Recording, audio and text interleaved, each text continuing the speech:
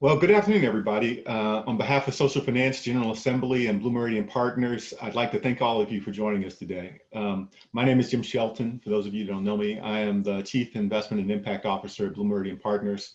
Blue Meridian is a kind of unique philanthropic model for investing in impact at scale. We are thrilled to have a little over 700 people registered for the event today. Thanks everybody for joining us. The first thing I want to do is just wish everyone here health and safety during these really challenging times. I'm glad you're taking the time to join us today to talk about this both hopeful and very interesting topic. Today should actually be a moment for some inspiration, because it actually gives a gleam to how we're going to create opportunity for people coming out of this both health and economic crisis. We're here today to talk about a promising model for financing education. It's called the Career Impact Bond. Before we do that, just let me give a little bit of context. I want everybody to remember where we are right now. Actually, before we talk about where we are right now, let's remember where we were before. Because everyone is talking about the crisis as though it is what has actually caused our economy to falter. And it is, in fact, part of that. But the reality is that what we were not paying attention to, I think, as a country, the way that we should, is that news that was broken some time ago by Raj Chetty, which is that since the 1940s, when each person had about a 90% chance of doing better than their parents in terms of their income, those chances, if you were born in the 1980s, have been dropped to close to 50-50. So close to a 40% drop in the likelihood that you would be able to do better than your parents. And the question is, what do you actually do about that, and how can we change it? And then how can that possibly be the case, given that we thought right before the COVID hit that we had record low unemployment and everything was looking great. And what I'll say is the economy was growing and people were getting employed, but as we're hearing right now, lots of people had multiple jobs that weren't actually helping them make ends meet. And they are in sectors that now, because of the economic disruption, may not even come back. And so the question is, how can people transition into these jobs that are going to give them real pathways to being able to sustain themselves and the power to actually chase their purpose and be fulfilled as citizens in the United States? I want you to just put your arms around how big this problem is, right? There are 71 million Americans that have to figure this out. So we have to find solutions that can scale, and we have to find solutions that can work. And when we think about what that means in terms of employment solutions and helping people get ready for these new jobs and getting the skills that they need, that puts a heavy demand on solutions that actually work. But also what we know is what gets in the way is often that people can't find the financing to pay for these educational opportunities. And so what we're going to talk today is how you put together pretty much a guarantee around performance on outcomes for the skill upskilling with the financing mechanism to make sure people are paying for getting that result when they get that result. It's one of those things I talk about a lot about, for those of you who don't know, I used to be Deputy Secretary of Education, and I used to talk about the role of government being in getting the incentives right. And the example I give of how we have often not gotten it right is something that we all have been proud of for a long time, is higher education. And we did. We have lots of reasons to be proud of higher education. We created a system that created real pathways to upward mobility, built into our middle class, created real on-ramps for access for many, many people. And we just forgot one really important thing: graduation.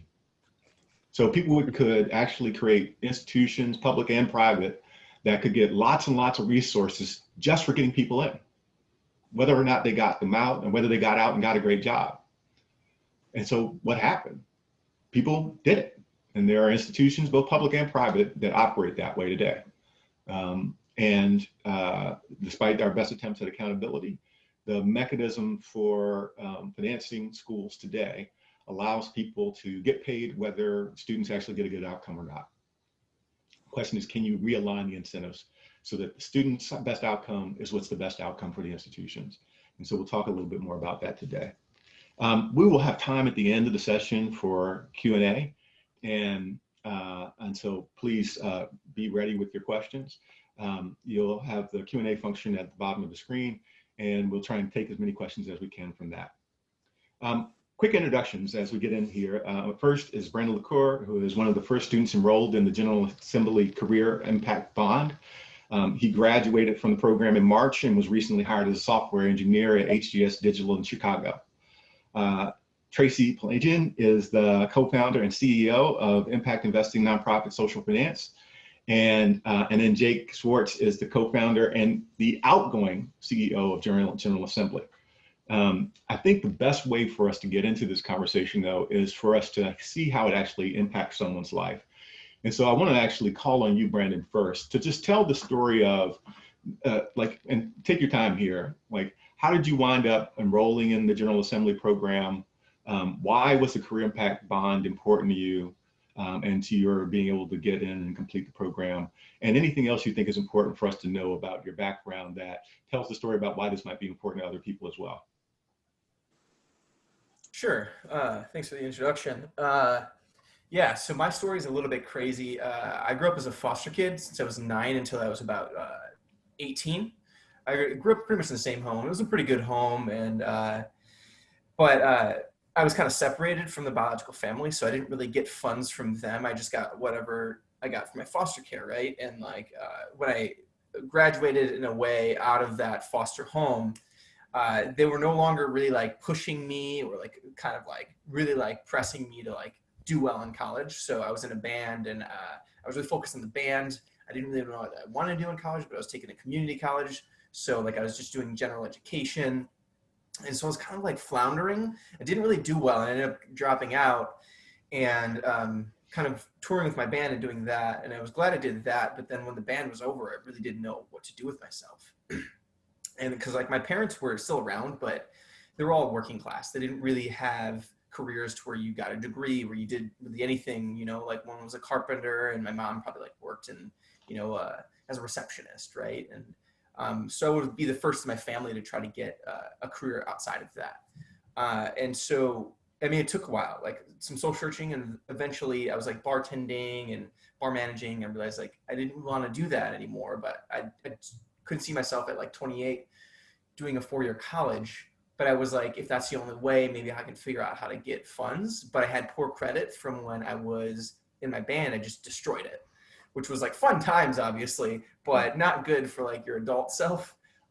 So I was just kind of like, just really trying to figure out what to do. Because with the little money I was making, it was hard to save the money to get into something. And then I didn't have good credit. And I was like, maybe if I get a good job, I could fix my credit. So I was like at this kind of conundrum. So then eventually I made a really good friend, and he was a senior software engineer. He's like, I think you would like software engineering.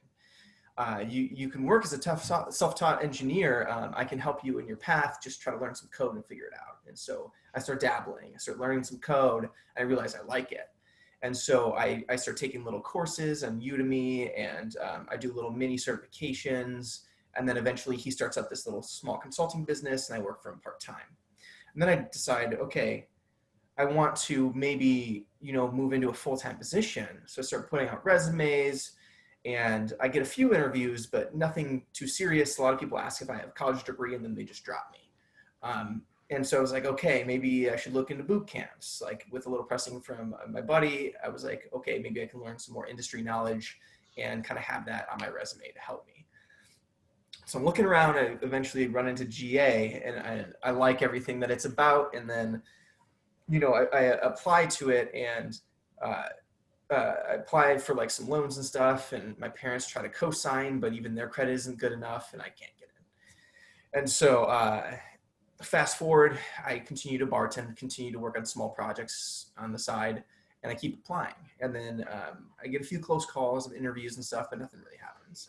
And then you hit the next fall, and I apply again, and they say, hey, we have this new enrollment feature, this career impact bond thing. And I just got this little email because like they remembered I had applied, and it was actually like, I think the same guy that went through my admissions. And I was like, I'll just sign up. And then I kind of just emailed it. I didn't expect to really hear anything back. And then 2 weeks later, I got in, and it was a huge celebration. Like I went out with my friends, cheered, like, cause like, I was like, this is it. This is, cause I know if I have a boot camp in my background, I'll be able to get a job, cause I'm already a software engineer. And then so I I go in and I see that it's like 40 hours a week of school, 20 hours a week of homework. You shouldn't be working during it.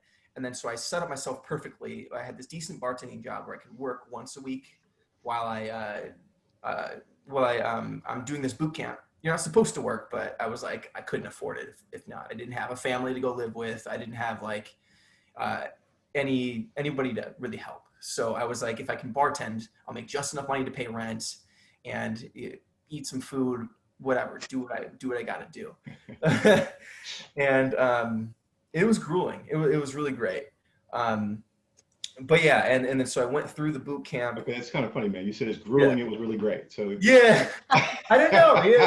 It's so weird, like how you look back to that time and the people you were with, and you enjoy it, but you're at the same time you're like, man, that was like rough.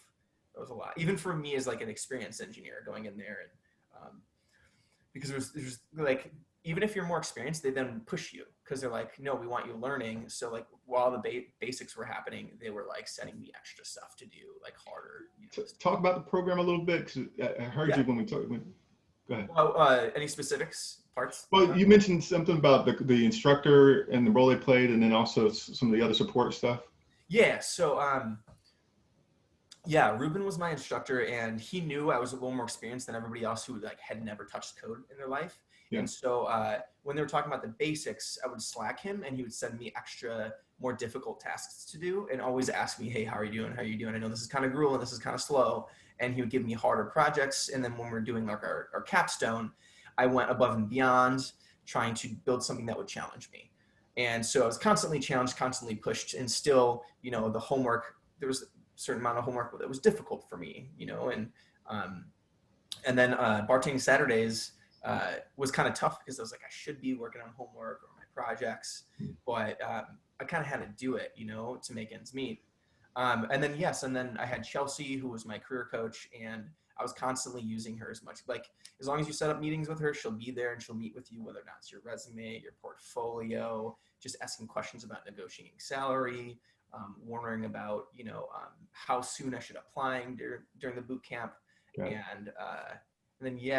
And then kind of a little bit near the end, I got hit up by Shanair with all these other resources that I had available to me, whether it be like an emergency fund with the career impact bond, or just, like, I think something to do with like therapy, or like further supports as I kind of like graduated and left the boot camp.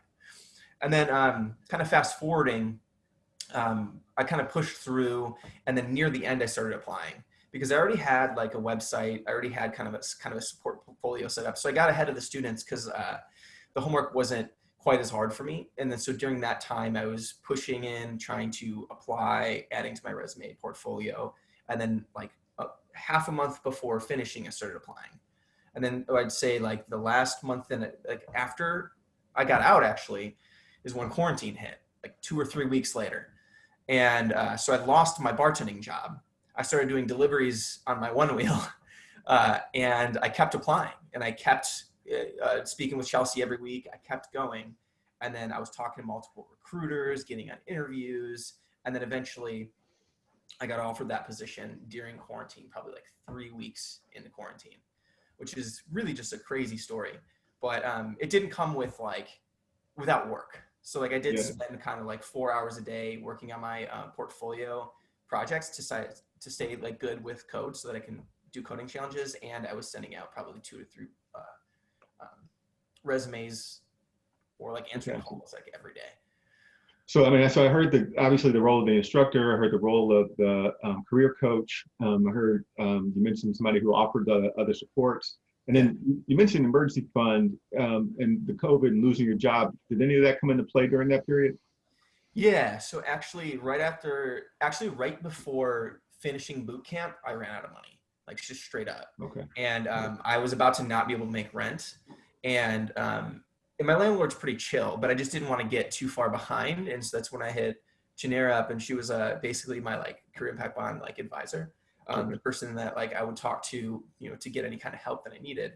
And that's when it was just kind of fresh, and like we're just starting this thing.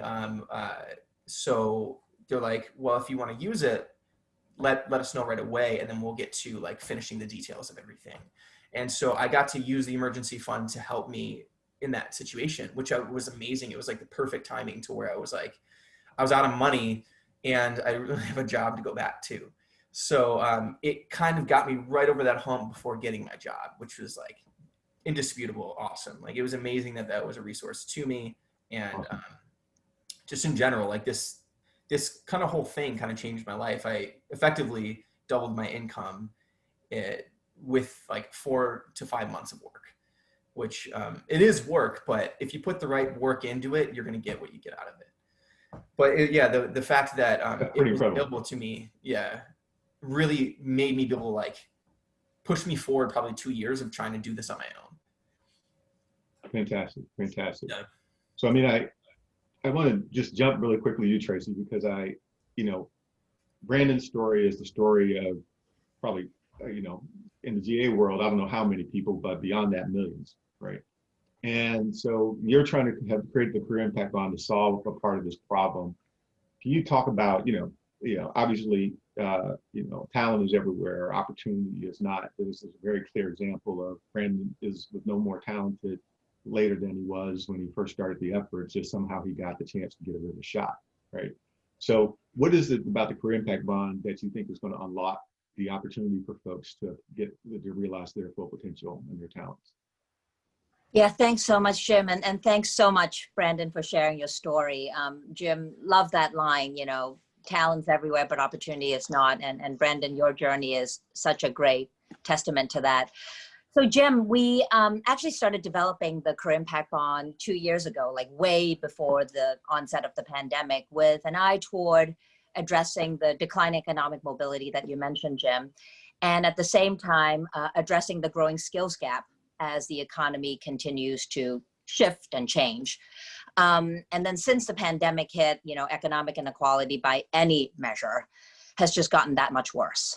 So Social Finance, we're an impact investing nonprofit. And when we built the Career Impact Bond, first and foremost, we had student outcomes, kind of, students like Branden, their outcomes at the center of the arrangement. So we call them the KIB in Social Finance hallways, the acronym Career Impact Bond. And the KIB is essentially a student-centric impact-first income share agreement that enables people like Branden who are underemployed, unemployed, often people of color, women, to acquire the skills they need to get jobs that are growing, that are in demand, and jobs that lend to career pathways with economic mobility. So Branden talked about GA, and he talked about getting a job that doubled his salary, but how does it exactly work? So we start with like real-time labor market data to see where the jobs are. So Branden's in Chicago, so we start with where these jobs are all over the country. We then target high-growth industries like IT, high-performing training providers like GA, and then we find the impact investors to cover a portion of the tuition costs and fund the important wraparound support services and the emergency aid that Branden talked about, rent, to meet rent, transportation, childcare, anything. And these supports are actually crucial to our student population. And then the capital from the impact investors enable students like Branden to enroll with no upfront costs. So they get enrolled, they get trained, they graduate, and then they get placed into jobs. And those who get good jobs, and importantly, those who keep these good jobs with salaries over a particular income threshold, they repay the program costs as a fixed portion of their income over the next few years. And those who don't get a job, or those who don't get a job that pay over that income threshold, they owe nothing. So essentially, the KIB is an impact-first financing tool with student-friendly terms and protections, with payment caps and fixed repayment terms with no extensions. And we have this thing called the Student Bill of Rights to really guide all the parties that are party to the arrangement. Now, so that's the basic structure. What is, you described a lot of pieces, but tell people what the difference is between what you're doing and a typical ISA, like income stream, for those of you who aren't familiar with ISAs. Yeah, such a great question. We get that often, Jim. We see the ISA as simply another consumer finance option. So one could go to General Assembly, take out a loan, or enter into an ISA. But the Career Impact Bond is much more than that, is a tool to advance economic mobility. And it really is a holistic career-based approach to job training.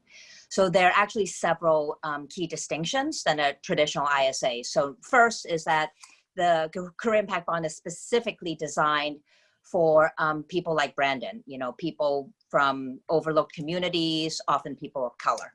The second element is that the KIB includes critical wraparound support services that Branden has talked a lot about. Basically, it's not just financing the tuition, but also financing all the stuff that prevents people from completing and graduating, right? So we want people to be successful, and that means also funding those critical wraparound supports.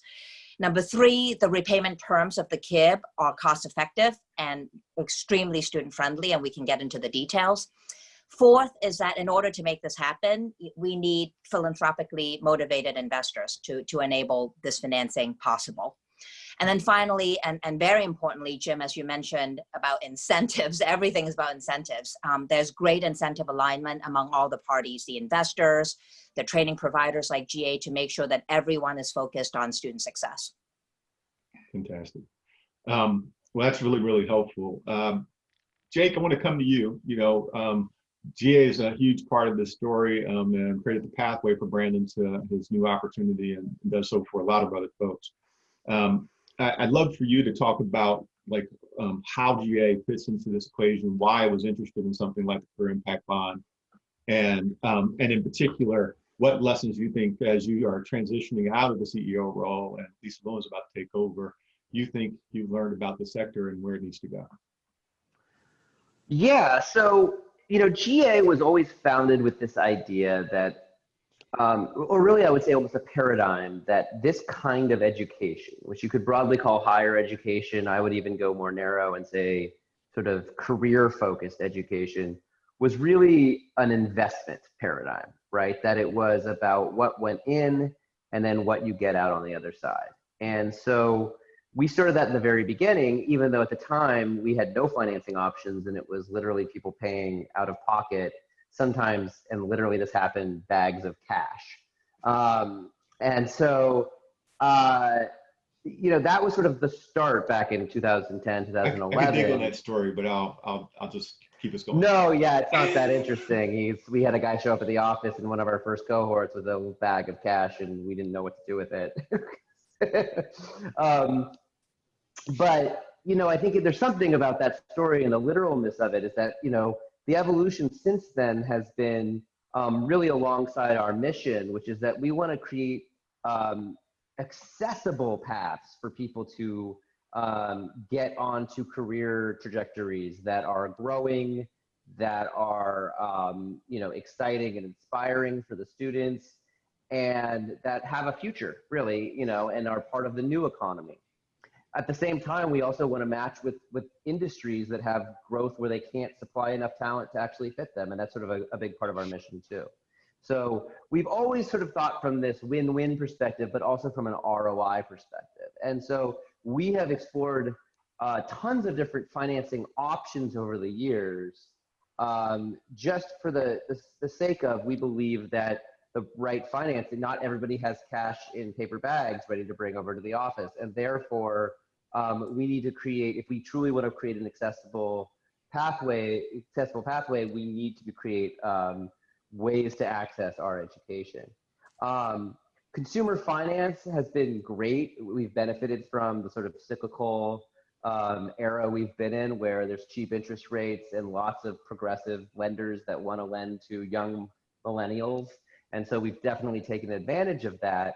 But, we've always been thoughtful about, especially because of where GA sat in the education ecosystem, about how closely can we align incentives and how can we make sure that students, if students win, we win, right? Which is very important, but also that we don't win without students winning, which is incredibly important. And that was sort of the gap we saw when we started GA about what was wrong with the current system, right? It had gotten so big, there was so much money changing hands, but there wasn't this key issue of incentive alignment. And so to the extent that we can find things that align incentives, I think it's great because, I personally tend to view is that big institutions, and at this point, GA, I think, well, we're not, colossal or pretty large, there's complexity involved with it. And education is complex in terms of incentives to begin with. And so anything you can do to simplify that and make everybody sort of rowing in the same direction for the same goal typically will ensure more positive outcomes over the long run. And what I love about this social finance, partnership and this impact bond is what it really does is enable that at this higher level, right? Some of these things like the emergency fund, the sort of accoutrement around the core tuition is in some ways, I think, the most important part about this. It's something we see all the time. And we've explored for years, could we do living stipends? Can we do all these different ways of doing it? But the incentives get really tough really, really fast. Right. And I think, another thing that maybe is worth commenting on this is that one of the things that I've always thought about is that education is in some ways very unique in terms of goods or services that get purchased or consumed. In that it doesn't, GA could be the best program in the world, but if a student comes not motivated or uninterested, it won't matter. A student could be the most motivated student in the world. If we don't provide what we say we can provide, it won't matter.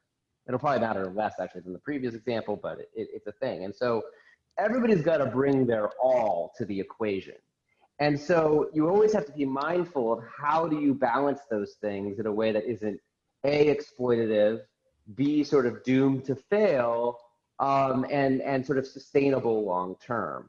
And it feels like this kind of thing that allows for people to have living expense issues, things like that, but doesn't remove and is sort of somewhat charitable and is beneficial sort of from a competitive landscape, but doesn't remove that sort of core necessity for incentive alignment among all the parties, I think is a very, very positive thing, is what we should all be aiming for. Fantastic. Now, in the end, like, you guys are like, the economics of this work out for you because you've got good outcomes. Yes. If you didn't have good outcomes, obviously it wouldn't pay. So I kind of understand the economics from your perspective. Branden, I want to come back to you because obviously making this decision to go in is a big investment, right? You're one way or the other, you're going to be paying back the money, even in this structure. So how did you think about whether it was worth doing this? How has it worked out for you on the back end? What's your take? Yeah, I mean, obviously it wasn't my first option because it is a little bit pricier.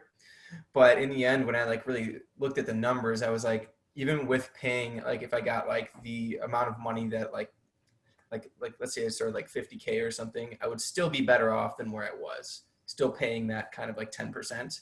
And I was like, and on top of it, it kind of incentivizes, whoever's using the career impact bond to do a good job so that I do a good job and then I can get a better salary so that everybody kind of is better off in that end. And it did pay itself off the way I thought it would. Because my goal was to go in to get around 70, 80K, and that's what I got. I had other people that didn't believe in me, and I proved them wrong. They're like, don't get too sad if you have to be okay with 40K. I'm like, no, I'm getting 70. Congrats. Yeah. Tracy, let's talk about the financial mechanism itself. And how you talked about a little bit about the alignment of incentives, but in particular, how does this work about the salary thresholds? Is there a certain amount of time people have good jobs? Give a little bit more background on that so people really understand how it works. Yeah, it's great. So every career impact bond is designed specifically for the types of occupation and the training provider's cost effectiveness. So in Branden's example, the terms are 10% over 4 years if the student makes over $40,000. So at any given month, if the student is not making an annualized salary of over $40,000, the person owes nothing. There are also caps. So you're done after 4 years, regardless. There are no extension periods, which is quite a different feature than the traditional ISA market. And then once you hit 1.5x, of payment cap. So around 22,500, because the General Assembly course is around 15,000, depending on the state that you're in. The graduate is also done. So those are the terms. And we believe that the alignment of incentives is really important. At the end of the day, the student only pays if the student is successful. The investors only get their money back if the students are successful. And Jake and General Assembly only gets made whole if the students are successful. And so just go a little bit further, how does that compare to general consumer financing if someone wants to do it? Yeah, as you opened, Jim, when you were in the Department of Ed, right, during the administration, this is massively different from the status quo of how we pay for financing, how we finance education and training, right? Because people like Branden shoulder all the risk. It's like a one-sided risk equation. The individuals bear all the risk. They pay tuition and all kinds of fees. They take out student loans. They leave part-time jobs, full-time jobs to enable themselves to do so, regardless of whether their education pathways pans out and whether those pathways translate to career success and economic well-being. So this one-sided risk allocation is horrible for everyone. First and foremost, horrible for individuals, but they're also horrible for schools and training providers because they suffer from program attrition. And importantly, businesses are left with crucial job openings with no one to fill them. So the Career Impact Bond is trying to reallocate and rethink who should bear that risk, how we allocate that risk, and importantly, how we measure outcomes to make sure that the accountability equation is right the whole way through. Right. I mean, it is interesting. A lot of times we talk about the student debt problem in the context of graduates who shoulder all the debt. And not a lot of attention is paid to the folks who start programs, don't complete, or complete programs that don't actually give them a good job, and that they still have the debt. Good deal. Jake, you want to talk a little bit more about the economics from the perspective of GA? Like, why are you willing to take a little deferred payment on this versus some other model? Well, I'll speak in the term of like raw incentives, right? Which is that we, in an ideal world, we can create, and this is really part of our sort of long-term vision here, is GA for everyone, which means people access this regardless of where they started. And to give you an example, you know, we've got some great consumer debt products that, you know, we work with partners on that are not bad by any scheme. For the right student, they are the cheapest way to finance something like this. But, you know, a great example is that a lot of them have credit score cutoffs, meaning if you have, say, below, and not even, you know, it's like 620 is often like sort of a cutoff level, right? Which means you have a couple blemishes and you're kind of out of that scheme. And why are they doing that? They're doing that to protect their own investment portfolio of and using a very shorthand of this credit score to make it happen. But for us, one of the things that we really dove deep on is credit score a predictor of success in our programs or after the programs? And we did our own test off of our balance sheet and found that no, it's not. Right. And it's interesting because I had even assumed that there would be some connection and we just haven't seen it. And so I think this is very powerful. And so how do we create accessibility for people who may not fit into a box for one of these other, easier products, let's say? We want to do it. We want to fill our classes. That's when we are profitable, is when our classes are full, not just at the beginning of the program, but at the end of the program, but also full with people who are committed to being there and are going to be successful in that program, not just any warm body, right? And so this becomes sort of a dynamic where every lever that we can pull helps us really optimize the experience for everyone. And that's honestly the only way that it's profitable for General Assembly. And you have too much dropouts, I will tell you that's the easiest way to lose money on running a great program, right? So this is sort of, for us, this aligns incentive. And for me as a CEO, frankly, I can't be in our Denver classroom or our Dallas classroom to know exactly what's going on. And so it's a very useful tool for me to have this sort of easy framework of, to tell the team, guys, if we're not doing our job, we don't get paid. It's that simple. And it wasn't a success. And I think like that can be overlooked, but it is so crucially important. And as a CEO, I want that to be the case. It's way easier for me to manage if that's the case.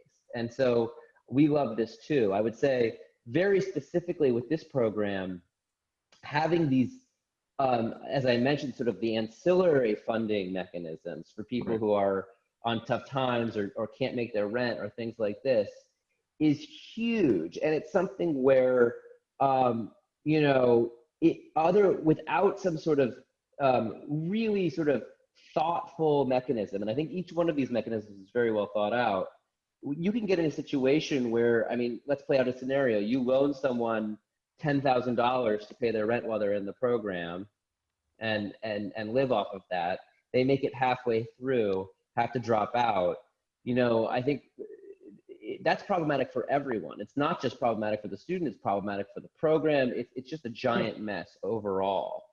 And so this is kind of why we like this so much and we've also taken the philosophy that our job is not to profit off of financing programs or to make a little vig here or shave something off. I've always thought that our job was to get students the best possible financing options that they can, because in that case, over the long run, we win.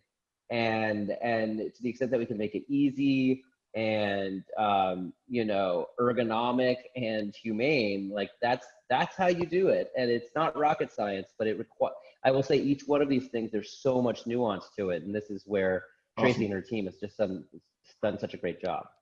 I'm gonna come back to you in a second because I want to understand how you've made this pivot into this new world post-COVID. But let me just jump to Tracy really quickly, because you know, we've talked a lot about and heard just from Jake just now about, you know, they've got a very particular philosophy about how they want to make money, about alignment of incentives, and then have been able to back it up with performance.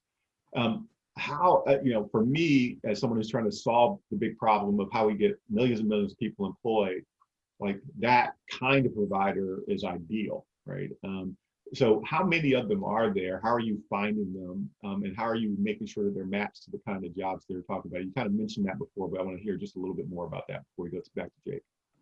Yeah, it's all about the track record of the provider. I would say that the two most important things about answering your question, Jim, is that where are the high performing providers like GA, and where are the jobs? Because it's really at the confluence of those. What's the second thing? Where the jobs. The jobs, got it. Where are the jobs, right? So not every organization is going to be a good partnership, right? So we want to make sure that we find the right organizations who are actually with a track record of getting people into economic well-being, you know, partners who can demonstrate a high student engagement rate, high graduation rate. Job placement rates are really important, but that's not enough. We want to make sure that people are on a career trajectory and see wage growth. Organizations that actually have experience working with students like Branden really put students' needs first.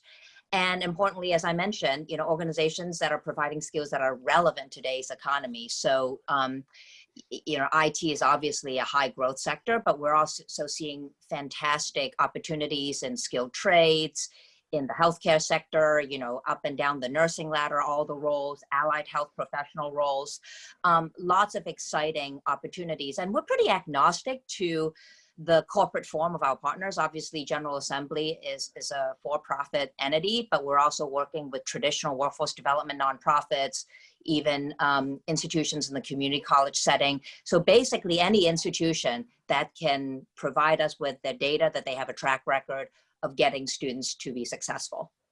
Got it. So really quickly, because I do want to turn to the questions from the audience soon, but Jake, like this has been a kind of unprecedented time for any company that, well, lots of companies, period, but you're in the training business and we're had a heavily site-based organization previously. Just talk about this transition and how do you think about this and all in the context of what's happened? Well, you know, I mentioned this little thing about how the size of our classes are such a big deal, right, to whether the economics work. And, you know, when this was first starting, we had this really interesting moment of uncertainty about where we were going to have open classrooms and not open classrooms and what we're going to do. And probably the most simplest way to do it is social distancing makes no sense at General Assembly, because the minute, if you let's say you had half the number of people in your classroom you would normally have, that would be safe from a COVID perspective, but we would then not be able to actually sustain the business at all. And so this created a really, pretty quickly, it was clear that we were going to have to make some pretty quick moves, not to mention that, you know, literally towns were closing by the day with shelter in place. And so I will say that we were lucky in that for the last 3 or 4 years, we've been really experimenting very thoughtfully about how to bring technology and use technology to allow our reach of what students and what geographies could actually even access our programs. We had a connected classroom program where people could come into small classrooms but connect to a larger, you know, sort of cohort around a country or even the world. We also had complete live online programs that were doing quite well. But, you know, I would say the way we do live online, which actually works and gets results, the one catch of it is it's no cheaper to run than it is anywhere else. And I think that's sort of a theme that we've seen. And so in about 5 days, the GA team took those little templates that we had been working on and had some success with, and closed down all of our classrooms around the world and turned every one of our programs, this is thousands and thousands of students, into online students within literally 5 days. And this was probably one of the most like sort of all hands on deck, incredible sort of performances by the GA team I'd ever seen. And I think what I'm probably more proud of is that the students came back, not only were they like, you know, tolerant, they were understanding and appreciative of all the work. And actually a lot of them have commented that they've actually really enjoyed the online experience way more than they thought, and had actually opted for the offline experience to start with because they thought they would like it better.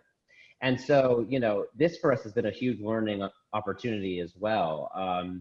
You know, it's still not easy, but we're thinking a lot more about how do we use what we've learned to make geography, just like financing, not a blocker towards accessing new career paths. And I think COVID, ironically, has sort of opened up a few doors that we were a little bit more conservative about before. So that's pretty cool. Awesome.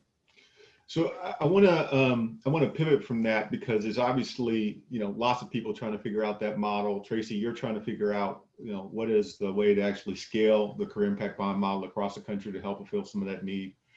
But Branden, you've told your own story, and I think it's the story that many people are finding. Like I talked about those people at the beginning who were like you, bartending, working in restaurants, Uber driving, et cetera, and they are recognizing the world is likely not to go back to the way they knew it for quite some time, and they want to find something better. So I want to have everybody, each one of you, actually talk about, what do you think it looks like to take what you've learned from this experience and apply it to the millions and millions of people? What do you want them folks to know, either who are on the receiving end of it or on the offering side of it, or trying to design something that would support or invest in the career impact bond? And Branden, I start with you. I'll start with you again. Okay. I guess so on my end, are you saying more so other people who are trying to be students, or what do you mean? Yeah. But actually, tell you what, I'd love you to talk about what you think GA did great and what you think the career impact bond theory did, and then I want you to come back and talk about the student piece. Okay. Oh yeah. So yeah, I don't know. So I think what they do well, obviously, is make it really obvious that you need to be focused and you need to try really hard to get what you get out. And at the same time, they really want you to succeed because they have that career advisor, and then you meet with them weekly, and then they also set like schedule. You schedule like times to meet with them to talk about, you know, your career, and that starts literally like the first week. You meet Chelsea, and I think that was great. And I think I wasn't during the quarantine, so I got to have like the in class environment, and yeah, I don't know. Like when I think back on it, it was challenging for sure. But the people that I've worked with there, they just seem to be very caring people that like want to see other people succeed. They're not just going and doing their job. They care about the humans that are in their environment, which I think was great. And I think the career impact bond at the same time, I didn't even have to be honest, I was like, I got a way to get in awesome. Like I signed up for everything, went in. I didn't actually realize I was also signing up for all that extra support. And I think that was really cool. Like when I started to realize like they care much more about you. It's not just like signing something and then signing your life away for 4 years and then you're done, right? Like they actually really want to help you succeed and they want to be there for you. Like she said, that wraparound support. So that was a huge surprise for me. And it was really refreshing to have someone to talk to like near the end of boot camp to help me get through it, help me, finish, have my like living support and, like obviously even mental support. Cause that is like an offer, I believe. And, and that was cool. And, and then at the end, like I had there was the grace period. I don't know if that was because of COVID or if that's like normal. Like Tracy can probably normal. But okay, so cool. So I thought that was really cool too, to give me time to kind of save some of that extra money that I'm making and kind of plan for the budget of like when I'm going to start paying things back. Awesome. So that was great. So caring, support, and flexibility because the world is going to be unknown for some time for lots of folks. It make people, even in the best circumstances, being well prepared, people may not get jobs right away. So some flexibility in the terms was really helpful. Yeah, and definitely on the end of like GA, I really appreciate the fact that they were okay with losing a little bit of money to like invest in their students, so that like if we're successful, they're successful. So I think that like if more companies can have that kind of mindset, the world's gonna be a better place because they're gonna be more not as better off people who would do a good job if they had the opportunity to try hard, and awesome. Give it a shot, No, that I appreciate you saying that. I mean, one of the things that's going to stay with me is what you said, Jake, that there was no correlation between credit score and outcome. And it's like, yeah, I mean, if you don't have a lot of money, you don't have a great job, you kind of screw up your credit. It's not an uncommon phenomenon. But as you think about, the GA experience and the problem that the country is facing, tens of millions of people needing to solve this. Is there anything that you think we really need to kind of nail for the country? Well, go ahead. Are we talking to me or Branden? I was talking to Jake. Oh, okay. Yeah, okay. Sorry, man. Sorry, man. Branden, I want to hear what you have to say too, but we'll come back. I'll come back to Branden one more time. Okay. I think there's one thing not really that we're not talking about in here. I always like to bring it back to that, is that there's a really other key stakeholder here, which is employers themselves. And I would say, if I think about this long term, in many ways, what Tracy's doing, and in some cases what we're doing, but in terms of the payment piece that Branden is providing, a lot of this, if you actually thought of it, would be much more of a healthy ecosystem if employers were engaged and involved and frankly had skin in the game in this process. And I think that to me is my sort of true north of when this system really will get scale and work as a sustainable new model. Having government as an intermediary would definitely be better than philanthropic dollars, right? It would definitely be much, much bigger. But that is also just a financing partner. And to me, there's a huge beneficiary in this whole system, which is that employers who need this talent. And so I think as we sort of think about this and think about this in the long term, it's, and we're working on this all the time and new models and ways of working directly with employers on programs. But to me, that really is where this should go and where it would make sense, where all the pieces would start to really fit together in a way where you could think about, tens, if not hundreds of millions of people, starting their careers this way. Awesome. Appreciate it. I can't agree with Jake more, Jim. Well, fantastic. So as you closing out your thoughts, I'd love you to, because there's a part of this that we haven't talked about, which is it has broad benefit, but it kind of changed the complexion of the class of GA. And I'd love for you to talk about what you see in terms of what's happening with who's benefiting from having this kind of access points. Yeah. I mean, if you take a step back, right, and Jake started down this path, who are the entities who could finance education and training, who can pay for education and training? It's the employers, it's government, it's the individuals, And I would say that the schools and the training providers should also have skin in the game too. And right now, as you mentioned, Jim, in an uncertain future of work, like to have the risk be borne disproportionately by the worker, by the individuals, is just a non-starter. So how do we reallocate the equation? And I'm glad that Jake brought up the employer. So in an upcoming career impact bond that we're building right now is actually financing the training of diesel mechanics. The employers are actually at the table. It's going to be, the employers are actually going to be partially repaying the career impact bond payment on behalf of the successful worker. So it's really interesting to see different permutations of this model over time. Who repays? Is it the worker? Is it the employer? Or is it a blend? Or maybe even having government at the table?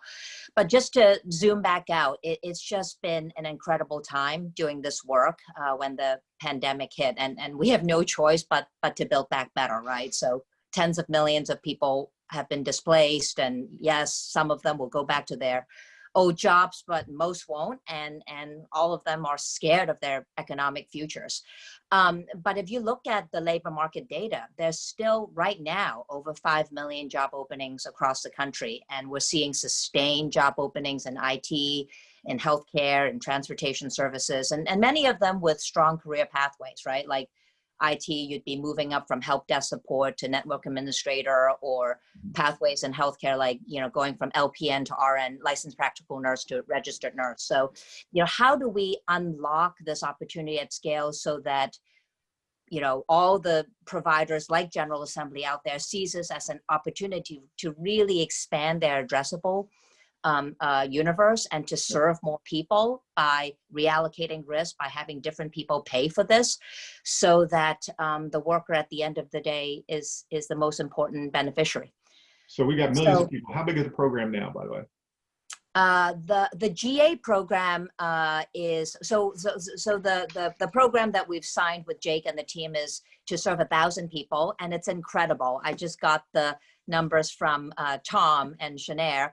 We're at around almost 250 people, and the demographic makeup is staggering. I don't know, Jake, if you've heard this, but I think the latest count is that 38% of the almost 250 enrollees are Black, compared to 6% in the traditional GA student population, and 14% are Latinx, compared to, again, 6% in the traditional GA population. So it just speaks to unlocking access. These people were just locked out, and hopefully we continue to see these trends.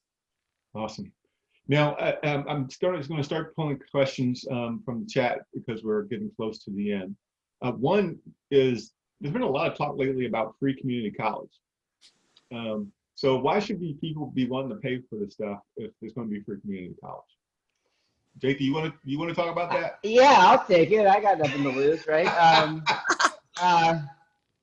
So I think this question of free is sort of really interesting to me, because I don't know if anything's truly free. But I think more importantly, I think this goes right back to our question of incentives. And I'm not saying, I think free community college would be great. I think maybe there's a model where basic education is completely free. I mean, it is through K through 12, so why not make it a little bit further? Fantastic. But there's a really interesting question here about, this sort of goes to this question of consumption, right? Like in healthcare, there's an example where when people are conscious of what things are costing and what they're hoping to get out of it, they make better decisions than when it's all sort of paid through a third party. And I would argue that in many ways, we've got to this weird, dysfunctional, non-functioning matchmaking market in all of higher ed, partly because while not free, those mechanisms of consumption, asking questions about return and things like that aren't there. So I definitely believe that incentives matter. Incentives matter not just for the provider, they also matter for the student. And as much as I'm sure Branden would have loved to not have to owe anything on the other side of it, and I wish that for him as well, if he's gonna double his salary, I think it's only fair that he pays back some of that cost into some pool. And I think what's great about the career impact bond model is that it's going to be recycled, and another student will benefit from his repayment. And I think that probably is a model that is much more sustainable long term and aligns incentives. Now we could debate how much of his salary should he have to pay. Is 10% too much, too little? These are all very big philosophical questions, but I do believe that there will always be a role for some sort of incentive matching and consumption program. And I think, you know, in the system we have today, this is at least far better than what most of the system is doing. And so I think I'll let it rest there. Tracy, you want to add anything to that? How did I do? Did I step on any third rails, politically speaking? Totally.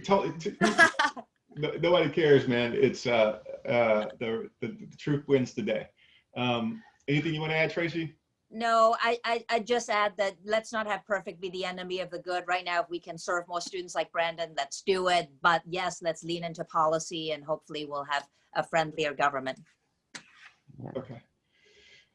So we're at just a couple minutes before the end, and Branden, I want to come back to you because there's been a lot that's been said about it aligns the incentives for everyone, and you talk about how hard the program is, and the fact that so what would you tell to people who might be students who would be considering something like this? What would you say to those folks?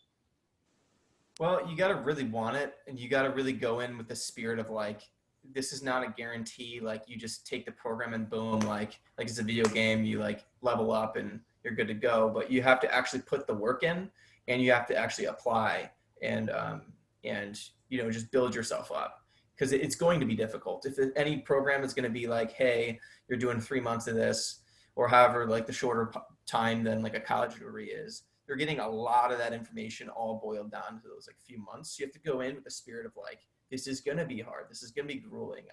Some relationships might suffer, but when you come out, you're going to be a different person, and you're investing in yourself. And just like they always say in GA, it's like you get in what you get out. Like I've said a few times, but like go with excitement and be ready to kind of like change your life, but no, it's not going to be easy. And that you have to like give it 110%, but like look at where you're going to be with your career coming out of it. And I want more people, you know, like in like tougher areas of life that like want to change their life experience, but don't really know how to have that access like I did, you know. Not saying like I came from like a bad area or anything, but I did have like a tougher life experience. But there's also people who want to like change their whole like, you know, family's life cycle. And why not have that opportunity, you know, spread out to more different careers. So yeah. Fantastic, man. Yeah. I think that's a great note to end on. How do we actually create the opportunity for more people to be able to change their lives? If we can do that, that'd be phenomenal. Thanks to each of you for taking the time today. Thanks for everybody who decided to show up for the webinar. Really, really appreciate it. And look out for more on career impact bonds from Social Finance and others. Take care. Thanks, Jim. Thanks, Jake and Branden. Thanks, Branden. Thank you. Thanks, Tracy.